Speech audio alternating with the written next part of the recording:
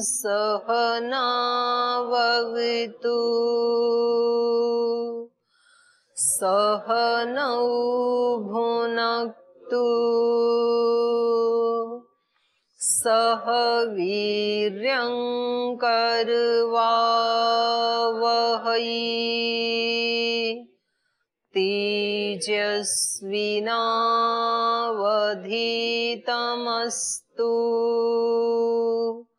मा विद्विषावहै। ओम शांति शांति शांति।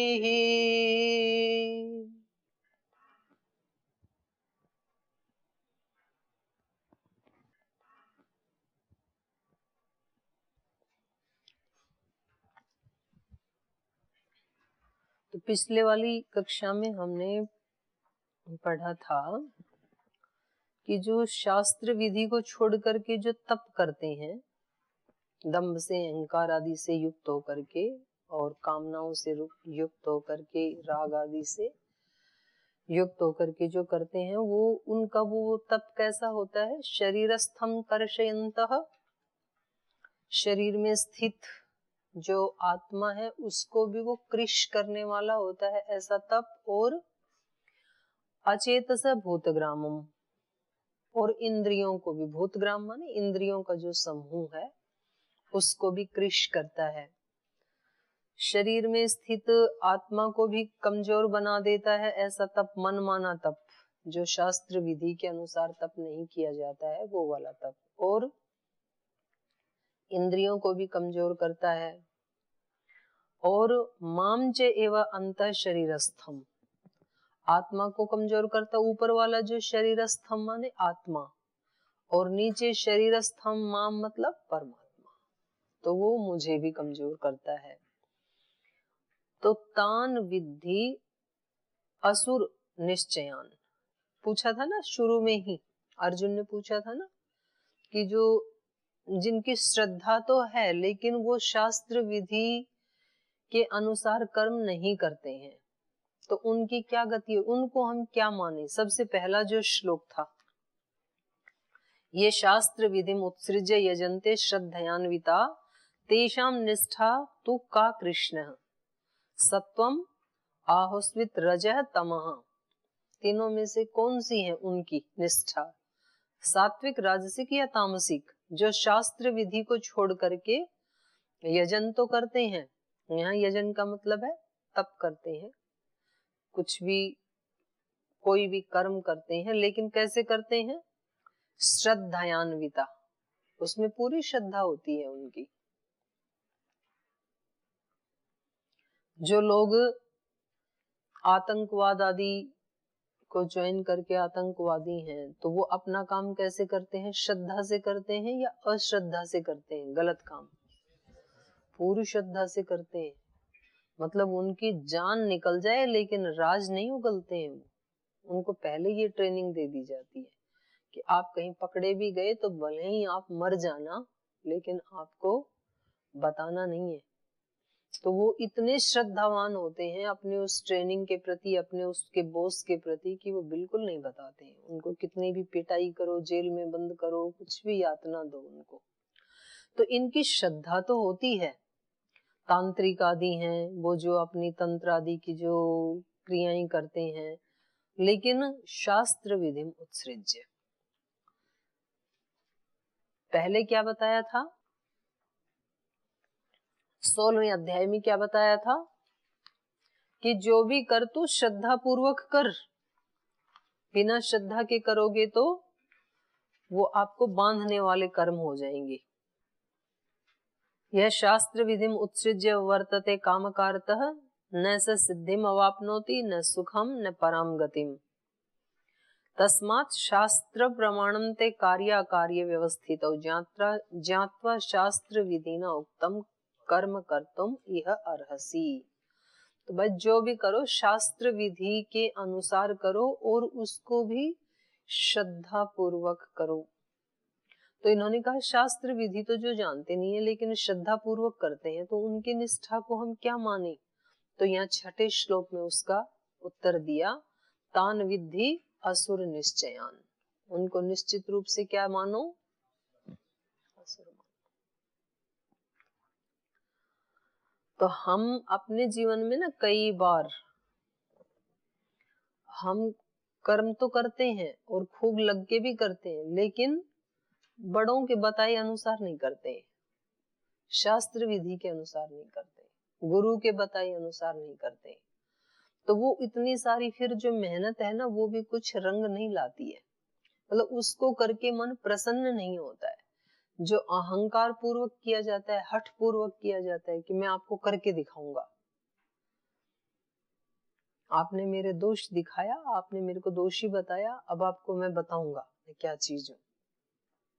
आप किसी को क्या बताओगे, अपने आप को बता लो। तो फिर वो करते भी हैं कुछ, मतलब वो खूब सारी मेहनत भी करते हैं कुछ, लेकिन वो मेहनत ऐसी होती है जैसे खोदा पहाड़ और निकली चुहिया, तो ज्यादा फलीभूत नहीं। और जिनके ऊपर माता पिता के, गुरुजनों के, बड़ों के, ऋषियों के, शास्त्रों के आशीर्वाद जिनके साथ होते हैं, वो सामान्य सामान्य काम करके भी बड़े प्रसन्न रहते हैं, संतुष्ट रहते हैं। तो आध्यात्मिक संपदा उनके पास ज्यादा होती है। तो ये उत्तर गीताकार दे रहे हैं, स्वयं भगवान कृष्ण दे रहे हैं कि वो तो निश्चित रूप से असुर ही हैं। अब इसका और थोड़ा सा विस्तार कर रहे हैं, तो श्लोक पहले बोल लेते हैं। आहारस्त्वपि सर्वस्य त्रिविधो भवति प्रियः, यज्ञस्तपः तथा दानं तेषां भेदम् इमं शृणु। आयुः सत्त्वबलारोग्य सुखप्रीतिविवर्धनाः, रस्यः स्निग्धः स्थिरा हृद्या आहारः सात्विकप्रियाः। कट्वं ललवणात्योष्ण तीक्ष्ण रुक्षविदाहिनः, आहार राजसस्येष्टा दुःख शोक। ये इतना पढ़ लेते हैं पहले। आहारस्तु सर्वस्य त्रिविधो भवति, सबका आहार भी 3 प्रकार का होता है। यज्ञ तपः तथा दानम तेषाम भेदम इमं शृणु, इसी प्रकार से यज्ञ भी 3 प्रकार का होता है, तप भी 3 प्रकार का होता है, दान भी 3 प्रकार का होता है। तो इनका तेषाम इमं भेदम शृणु, इनके भेद बताता हूँ। अब भगवान कृष्ण कह रहे हैं कि ये 3 प्रकार के आहार कौन से होते हैं, 3 प्रकार के यज्ञ, तप, दान, ये कौन कौन से हैं, ये मैं अब विस्तार से बताता हूँ। तो यहाँ जो कहा ना, आहारस्तु अपि सर्वस्य, सब प्राणियों का आहार भी त्रिविधो भवति, 3 प्रकार का होता है। तो वास्तव में यहाँ आहार की चर्चा नहीं कर रहे हैं, बल्कि उस आहार से उस व्यक्ति की प्रकृति क्या है उसको पहचान रहे हैं, उसकी चर्चा कर रहे हैं। आहार की बात नहीं कर रहे हैं कि यहाँ कौन सा सात्विक, राजसिक, तामसिक बताएंगे ऐसे, सात्विक कौन सा है, राजसिक कौन सा है, तामसिक कौन सा है, लेकिन वर्णन किसका कर रहे हैं, जिस व्यक्ति को ये वाला आहार प्रिय है उसकी प्रकृति सात्विक, राजसिक या तामसिक, और जिसकी सात्विक प्रकृति उसकी श्रद्धा सात्विक, जिसकी प्रकृति राजसिक उसकी श्रद्धा राजसिक, जिसकी प्रकृति तामसिक उसकी श्रद्धा भी तामसिक। तो ये श्रद्धा और प्रकृति ये इन्वॉल्व है इनके साथ। तो ये कह रहे हैं कि सब प्राणियों का आहार 3 प्रकार का होता है। तो सबसे पहले जिनकी सात्विक प्रकृति है उनका आहार, उनको कैसे आहार अच्छे लगते हैं वो बता रहे हैं। आयुः सत्व बल आरोग्य सुख प्रीति विवर्धनः, जिस अन्न को खाने से आयु बढ़ती है और बुद्धि, सत्व मतलब बुद्धि, अंतःकरण आ गया, बुद्धि में चारों आ गई, मन बुद्धि चित्त अहंकार, तो आयु बढ़ती है जिससे बुद्धि बढ़ती है, जिससे मन प्रसन्न रहता है, और जिससे बल बढ़ता है, सभी प्रकार का बल, शरीर का भी, मन का भी, बुद्धि का भी, आत्मा का भी। और आरोग्य, जिससे आरोग्य मिलता है, जैसे गिलोय आदि पीते हैं तो आरोग्य मिलता है। तो बल, निरोगता और सुख प्रीति विवर्धना, और जो सुख को बढ़ाने वाले हैं जो आहार, प्रीति को बढ़ाने वाले हैं, वो सारे आहार क्या है और कैसे हैं? रस्याह, रस से युक्त है, नीरस नहीं है। और स्निग्धाः, और जो चिकनाई से युक्त है।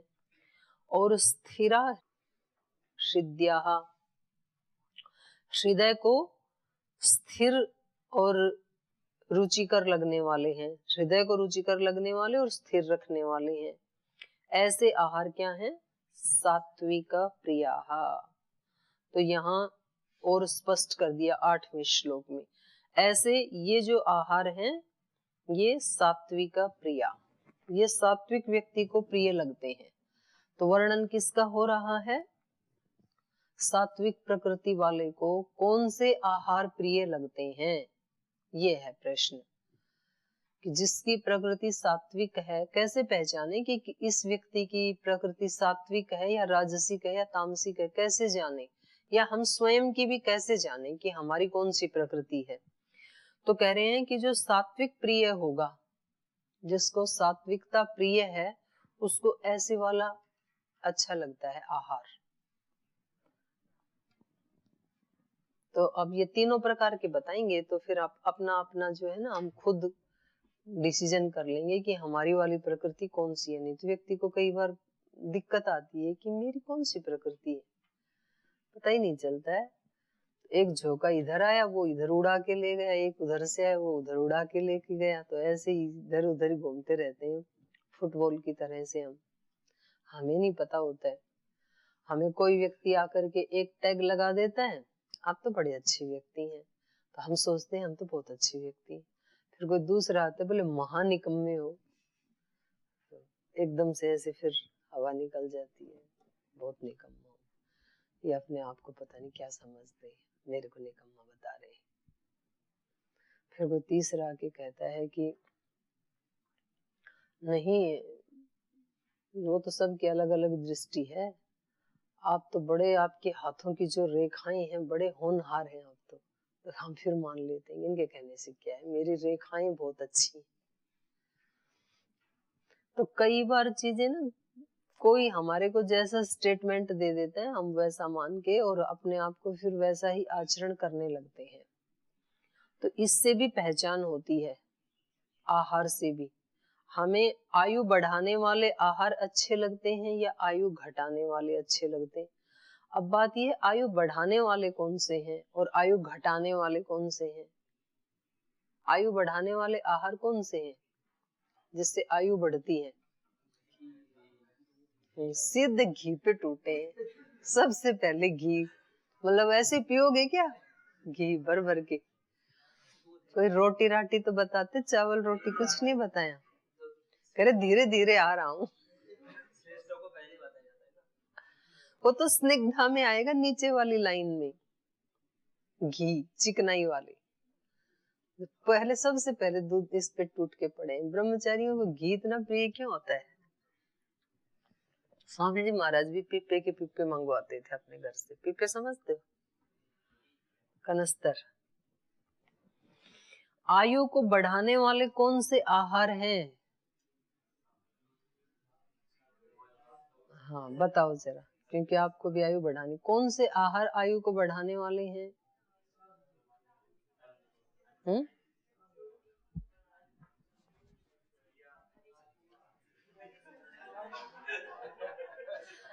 रोटी, दाल, दलिया, चावल और अंकुरित आहार खाना चाहिए। मार्च, अप्रैल, मई, जून, जुलाई और थोड़ा सा अगस्त में भी ले सकते हैं। अगस्त भी आधा, मैक्सिमम 15 अगस्त तक। उसके बाद अंकुरित आहार नहीं तो जॉइंट पेन आ जाएंगे, जॉइंट पेन आ जाएंगे, आर्थराइटिस होगा, कान में दर्द बढ़ेगा, कमर में दर्द बढ़ेगा, घुटने में दर्द बढ़ेगा, सर दर्द बढ़ेगा, सारे दर्द बढ़ जाएंगे। वो गांव में बोलते थे वो बिटोड़ा होता है, बिटोड़ा समझते? ठीक, नहीं समझो तो ये अच्छा है। तो उसमें से वो निकलते हैं गोसे समझते? तो आयु को बढ़ाने वाले आहार वो हैं जो आहार सुपाच्य होते हैं हमारी आंत के लिए। सबकी अलग अलग प्रकृति है, तो जो आहार पच जाएगा वो आयु को बढ़ाएगा। जो आहार प्रसन्नता पूर्वक खाए जाते हैं, जो आहार चबा चबा करके खाए जाते हैं, जो आहार खुशी से खाए जाते हैं, संतुष्ट होकर के खाए जाते हैं, तो वो रूखा सूखा आहार भी आयु को बढ़ाने वाला होता है। मतलब जरूरी नहीं है घी मिले, अगर इस तरह से आहार को खाए तो वो आयु को बढ़ाएगा। और घी में डुबो के भी खाए लेकिन कलह कलेश है घर में, मन अशांत है, चबाता भी नहीं है, किसी का हड़फ के लाई हुई कमाई से बनाया हुआ अन्न है, तो फिर वो आयु को बढ़ाने वाला नहीं होता है। तो इसमें केवल जो स्थूल रूप से दिखाई देता है वो किस भावना से बनाया गया है, किस भावना से पकाया गया है, बहुत बड़ा उसका प्रभाव पड़ता है। इसलिए जो ज्यादा योग साधना करते हैं वो किसी का बनाया हुआ खाना खाते नहीं, अपने हाथ से बना के खाते हैं, या तो कच्चा खाएंगे या तो खुद पका के खाते हैं, क्योंकि उसमें सारी भावना आ जाती है। आपने वो सुना है कि हम ना ऐसे कुछ कोई चीज खा रहे थे और कोई व्यक्ति आ गया तो बोलते हैं उसको थोड़ा दे दो नहीं तो नजर लग जाएगी, और नजर लग जाती है और पेट में दर्द हो जाता है। सुना कभी ऐसे? तो क्या है ये नजर, क्या है? ये उस व्यक्ति की नेगेटिव भावना है, या तो उसका खाने का मन कर रहा था और आपने दिया नहीं, तो कहते हैं भाई थोड़ा उसको दे दो आप। या कुछ ऐसी चीजें होती हैं जिसपे सबका ही मन चल जाता है, वैसे मन में नहीं था पर दूसरे को खाते हुए देखा तो उसका भी मन कर गया। जैसे खास करके कोई मूली खाते हैं ना, तो उस समय कोई दूसरा देखता है तो उसकी भी इच्छा होती है खाने की, और दिया नहीं उसको, तो फिर मूली खा के पेट में दर्द होगा। तो वैसे भी कहते हैं बच्चे को बुरी दृष्टि से बचाना, किसी की नजर ना लग जाए। किसी के पास धन है तो कहते हैं कि इसको बचा के रखना, किसी की नजर ना लग जाए। किसी के पास अच्छे कपड़े हैं, किसी का सुंदर सा कोई बेबी है, बच्चा है, तो जो अच्छी अच्छी चीजें उनको बोलते हैं नजर से बचा के रखना। किन्हीं के संबंध बहुत अच्छे हैं घर में, परिवार में, तो कहते हैं भाई हमारे घर में जो सुख शांति है, परस्पर जो संबंध है परिवार के लोगों के बीच में, उनको किसी की नजर ना लगे। आज के दिन में सब की केयर करते हैं, सब का ख्याल रखते हैं, तो इस घर के जो लोग हैं इनके संबंधों को किसी की नजर ना लगे। तो ये नजर क्या है? नजर है नेगेटिव भावना, बुरी दृष्टि। तो हम जिस भावना से भोजन को बनाते हैं, जिस भावना से खाते हैं, वो सब प्रभाव डालते हैं। वो आयु को बढ़ाने वाले आहार होते हैं, आयु को बढ़ाने वाले, सत्व को बढ़ाने वाले। इसलिए आप भी जब मंत्र बोलते हैं तो क्या बोलते हैं? तारिश ऊर्जम नो धेहि। और दूसरे वाले में क्या बोलते हैं? अन्नपते अन्नस्य नो धेहि अनमीवस्य शुष्मिणः प्रप्रदातारम तारिश ऊर्जम नो धेहि, द्विपदे चतुष्पदे। और दूसरा है मोघमन्नम विन्दते अप्रचेता सत्यम ब्रवीमि वध इत्सतस्य नार्यमणं पुष्यति नो सखायम केवलाघो भवति केवलादि। अकेला खाने वाला, बाप कोई खा रहा है, वो खाना तो क्या खा रहा है, छिपा छिपा के खाते हैं ना। कोई अच्छी सी चीज आई, लड्डू आए तो छिपा के रख लिया अपने कमरे में। घर वाले आए, यहाँ तो अलाउ नहीं है, बाकी जैसे गुरुकुलों में घर वाले आते हैं तो वो बिस्किट लाए, मिठाई लाए, लड्डू लाए, वो छिपा के रख लेते हैं। जिससे हमारी प्रीति है उसको तो दे देते हैं, बाकी किसी को नहीं देते हैं। अगर पास रहने वाले दो व्यक्ति हैं, एक से प्रीति है उसको दे देंगे, दूसरे वाले से प्रीति नहीं है उसको थोड़ा सा भी नहीं देते हैं, तो फिर उसकी दृष्टि लगेगी। फिर ये खाया हुआ जो दोनों खा रहे हैं ना, ये पाप को खा रहे हैं, लड्डू को नहीं खा रहे हैं, लड्डू तुम्हारे को खा रहा है। फिर तो सत्व, बल, आरोग्य, सुख, सुख भी उसी से बढ़ता है। तो ये सारे भोजन कैसे हों? आंतों के लिए सुपाच्य हों, अच्छी कमाई से अर्जित किए हुए हों, अच्छी भावना से बनाए हुए हों, अच्छी भावना से खाए हुए हों, सीमित मात्रा में खाए हुए हों। कई बार लोगों को लगता है बहुत ज्यादा अच्छा अच्छा खाने से बलवान बनते हैं। बहुत ज्यादा खाने से नहीं बनते, जितना पच गया, अच्छे से पचा लिया, उससे बलवान बनते हैं। लोगों को अपने अंदर भी आहार डालने का पता नहीं है। लोगों को यज्ञ करने में जब वो अग्नि को डालते हैं ना, उसका भी पता नहीं है। कई बार मैं देखती हूँ जैसे यज्ञ करने बैठ जाते हैं, आप उनको क्या बताएं, वैसे तो पढ़े लिखे होते हैं, ऐसे भर भर के सामग्री ऐसे डालेंगे, भर भर। वो अग्नि इतनी सी है, वो सारा वहीं गिरा रहता है। मतलब ये ऐसे ही है जैसे कोई छोटा सा बच्चा हो, अब उसका मुंह छोटा सा है और उसमें वो जो परोसने वाला है ना कड़छी, वो ज्यादा डालेंगे तो जल्दी बड़ा हो जाएगा, पुड़ने लगेगा, जवान हो जाएगा। तो भर भर के उसके मुंह में डालते रहो तो क्या होगा?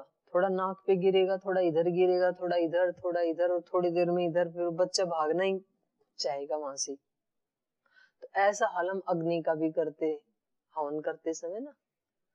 अच्छा, जब दूसरे का घी और दूसरे की सामग्री हो तब तो कहना ही क्या है।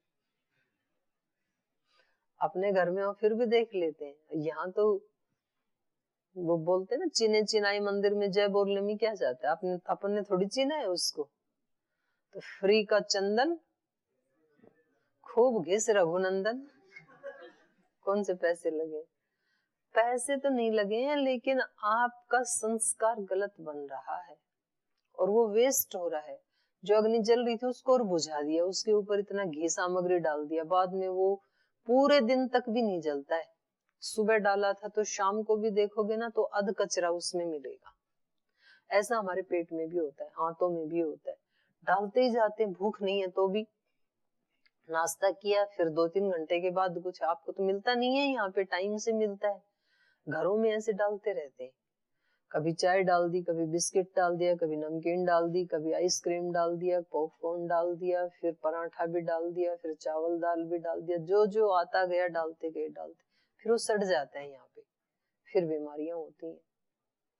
तो खाया हुआ अपना नहीं होता, पचाया हुआ अपना होता है।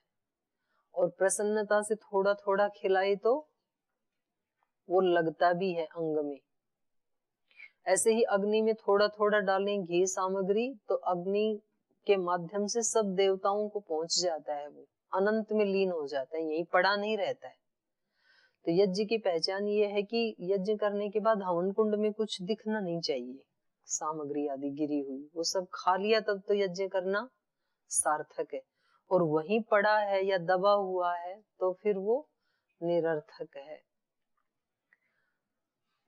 तो ये वो फिर हमारी सुख को, प्रीति को बढ़ाने वाले नहीं होते हैं। तो इन्होंने कहा सात्विक प्रिय, जो सात्विक प्रकृति, सात्विकता जिनको प्रिय है, उन व्यक्तियों को कहेंगे सात्विक प्रियाः। और उसमें सब कुछ आएगा। तो सबसे पहले आहार को लिया है। तो जो सात्विक प्रिय होते हैं उनको ऐसे आहार अच्छे लगते हैं जो आयु को बढ़ाने वाले हों, बुद्धि, बल, आरोग्य। अब किसी किसी को कहीं गिलोय पिया करो तो बोल रोजाना, भाई जब अपने को, अपने उसको आरोग्य को बढ़ाने वाला है तो क्यों ना पिए। उनको कोई काढ़ा बना के दे तो बोले ये रोज पीना पड़ेगा क्या। तो यहाँ शिविरों में आते ही बिल्कुल रोगी हैं और काढ़े को देखते नाक चढ़ाते हैं, उनको पसंद नहीं है। तो वो प्रकृति कैसी है? राजसिक, चटोरी जीभ हो रखी है, उनको चटपटा चाहिए, यहाँ पे काढ़े नहीं चाहिए। सत्व को बढ़ाने वाले, बल को बढ़ाने वाले, आरोग्य को बढ़ाने वाले, सुख को बढ़ाने वाले। आहार से सुख कैसे बढ़ेगा? सुख बढ़ाने वाला कैसे होगा? नहीं, शरीर स्वस्थ रहेगा तो उसी की बात तो कह रहे हैं ये।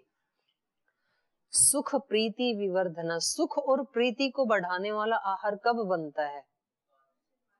जब पच जाए, सुपाच्य हो, तभी तो सुख देता है। कितना भी अच्छा खा लिया और पचा नहीं, दर्द हो रहा है पेट में, फूल गया पेट, तो फिर ये सुख देने वाला हुआ कि दुख देने वाला हुआ? दुख देने वाला हुआ। सुख देने वाला तो वो है कि खाने के बाद भी स्फूर्ति बनी रहे, एक मतलब वो बनी रहे, हल्कापन बना रहे और भूख भी महसूस ना हो, तो सुख की अनुभूति हो, तृप्ति की अनुभूति हो कि तृप्त हो गए। जिसको जो प्रिय होता है आहार, और वो थोड़ी मात्रा में यदि खाए तो उस समय सुख की प्रतीति होती है। जो आहार हमें प्रिय है वो भी यदि हमने ज्यादा खा लिया तो भी वो फिर सुख नहीं देगा, फिर वो दुखदायी हो जाएगा। मानो हमें खीर बहुत प्रिय है, या किसी को चावल दाल जो भी प्रिय है और वो भी अधिक मात्रा में यदि खा लिया तो फिर वो भी दुखदायी होगा। तो जो हमें प्रिय है वो भी थोड़ी मात्रा में खाएं तो वो सुख को बढ़ाने वाला। और प्रीति विवर्धना, आहार प्रीति को बढ़ाने वाला कब होता है? जब बांट के खाया जाता है। केवलाघो भवति, कितना भी अच्छा भोजन क्यों ना हो, हमेशा अपने आसपास जो हो उनको बांट के खाना चाहिए। कोई भी नहीं है तो द्विपद चतुष्पद के लिए थोड़ा सा रख लो अपनी थाली में, बाद में डाल देना। तो वो आहार हमारी प्रीति को बढ़ाने वाला होता है। जिसके साथ हमने शेयर किया उसके साथ हमारी प्रीति बढ़ती है। फिर तो ऐसे नहीं कि भाई जल्दी जल्दी खा लो, कभी कोई देख ना ले, आना जाए तो गड़प कर जाओ। तो स्वामी जी बोलते हैं ना कभी कि हाँ, कुछ लोग तो अपने ही घर का खाना ऐसे खाते हैं जैसे चोरी का माल खा रहे हो, तो वो आदत बन जाती है फिर। तो इसलिए शुरू से ही सिखाया जाता है, बच्चों को ही सिखाया जाता है। कोई चीज उनको देते हैं तो कहते हैं इनको भी दो, इनको भी दो। जो पास में रहते हैं ना उनको, माँ को भी दो, पिता को भी दो, भैया को भी दो, दीदी को भी दो, ऐसे सिखाया जाता है बच्चों को। क्योंकि जो बांट के खाया जाता है वो प्रीति बढ़ाने वाला होता है, प्रीति विवर्धना। परम आनंद तो तब है खिलाएं औरों को पहले, मधुर भोजन अकेले आप ही खाया तो क्या खाया। ऐसे एक वो है, प्रार्थना है।